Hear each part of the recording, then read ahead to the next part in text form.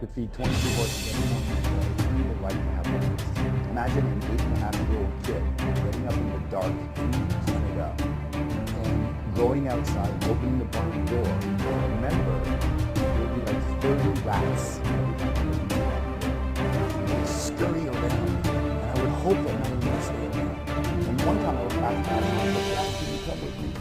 And he locked the door and he says, "Go out and do your chores. And don't come back until they're done."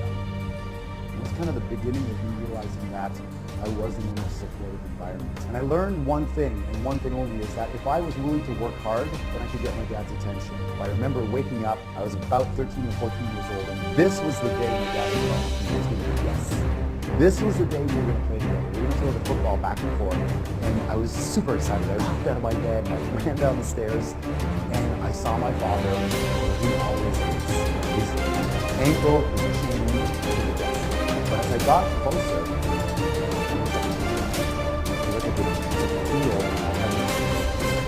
I started to get nervous. Dad? Yes. Ready to go play? And the weirdest thing happened is he turned, he looked at me, and I felt myself shrinking down. And he stood up, and this shadow cast over me, and he goes, "Do you have any idea what it takes to put food on the table? Do you think that this roof just puts itself there? Money doesn't grow on trees, you know. One day you're going to have to work hard for money. Now get out and play on your own before I put you to work." And I turned around and I walked out, and I never asked him again to play, ever. I don't have one memory of playing with my dad. Not one. The only way I connected with him was when he was working around the house doing a chore. I'd say, "Dad, can I help you?" I'd hand him the nails, or I'd hold the measuring tape. It was the only way. Never once. He never came to my hockey games. He dropped me off in the car and stayed in the car. While all the other parents were tying their skates, I was there alone. I would try to score as many goals as I could so I could go in and tell him that I scored the winning goals. So he'd want to come and look, but he never did. I remember winning honors in school for academic achievement, looking out in the crowd, hoping to see my dad, but he was never there. So the only solace I had was to work hard. So I doubled down on that, and I worked hard. And I'd call him out to look at the task being done, and invariably it was never good enough. So I'd double down again and work harder. It didn't feel good at the time, but in life what you do, if you do what is easy, life will be difficult. But if you do what is difficult, life will be easy. I got the difficult part out front, and I got really good at it. By the time I was 14, I saved up enough money to get a scooter. By the time I was 16, I had my first car. By the time I was 17, I thought, you know what? I'm out of here. This sucks. I mean, I could go out and make 4 times the amount of money living on my own, even if I have to pay rent. I don't care. So I moved out. I drove a taxi. I did carpentry. I cut lawns. I washed windows. I did anything that was hard work because that's all I knew. And then my life changed. I got a call from my stepmom, and she said, "Your dad has cancer."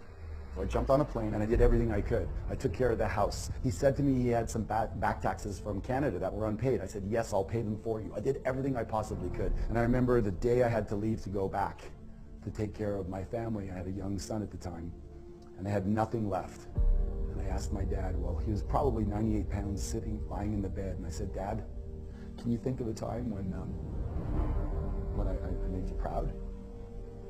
And I'm thinking to myself, my God, there's a whole bunch. I was almost a millionaire by that time. I'd done so many things. I'd risen up. I'd opened a restaurant. I'd learned a new language. I'd done so many things. This was the time he was going to go, "Of course, son, let me read from a list." But instead, he said nothing that I can think of. And I don't know if it broke my spirit or if I thought I'd hit rock bottom, I hit another layer. But when I got back home, actually, I was fired from my job. My marriage had fallen apart. I had no money left that I'd paid to support him, so I got evicted from my apartment, and I moved back with my mom at the age of 30. So there I am, 30 years old, working 16 hours a day for 20 years, and I have absolutely nothing to show for it, except maybe a skill set on how to work hard. But I tell you what, when you're down there and you think there's nothing left, it's the foundation to grow from. I thought, what am I going to do now? And some little bird mentioned real estate, so I thought I'd get into real estate. I got into real estate, and that's when I met my first mentor that transformed my life. I was in my office one night really late, and I was having a conversation with my mentor, and he walks in and he leans against the door and he goes, "You're still here?" And I said, "Yeah." And he goes, "You really have a great work ethic." And I went, "You talking to me?" He goes, "Yeah, I'm talking to you." He goes, "You're awesome." I'm like, "Are you still talking to me?" It's like I never had anybody tell me that they believed in me. My father certainly was always, "You could do better, you could do better, you could do better." Yeah, it drove me, but it didn't make me feel confident. And I doubted it at first. And we started to talk. And he goes, "Oh, so you've labeled yourself stupid, as a loser, and a skinny little kid." He goes, "How do you feel about that?" And I said, "I still feel that way." He says, "You're 30 years old." I go, "Yeah, I know, but I still felt that way inside." He says, "Okay, we're going to change that. Who's an idol that you have?" I said, "Well, one of my favorite is like Clint Eastwood.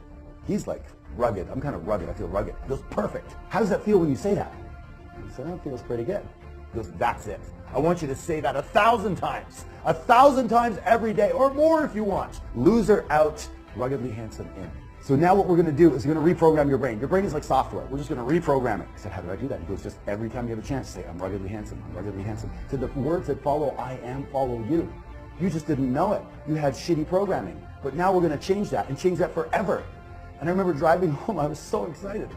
I was so excited because I could change my program. I didn't know it. I thought I was stuck that way my whole life. And all I had to do was have the energy to put it into changing the way I see myself. And I just said it over. I remember screaming in the car, "I'm ruggedly handsome, ruggedly handsome, ruggedly handsome." I'd get up in the morning, I'd say it over and over and over again. I'd say it as much as I possibly could. And then spontaneously one morning, I was in the shower and I said, "I'm the greatest real estate agent in my area. I'm the greatest real estate agent in my area." And I went from one sale in my first year to in a few years, 100 sales. I broke every record there was. And then I bought the freaking company. Went from farm boy to financially free. I became resourceful. I became capable of doing things I didn't know I was going to do. The most powerful force in the human psyche is how we describe ourselves to ourselves. Who's giving you labels? You're too short, you're too tall, you're quiet, you're introverted. And you take on those labels and you wear them like they're your persona. And then you live into them, like a role that you were given in life. You can rewrite that. You can make it whatever you want. Insert it and then program it. I am. I am. You are what? Gifted, guided, grateful, powerful, passionate, playful, sexy, sensual, sensitive, and blessed. What are you? Today is the first day of the rest of your life. And you get to redefine yourself. So who are you? And who do you want to be? The words that follow I am follow you.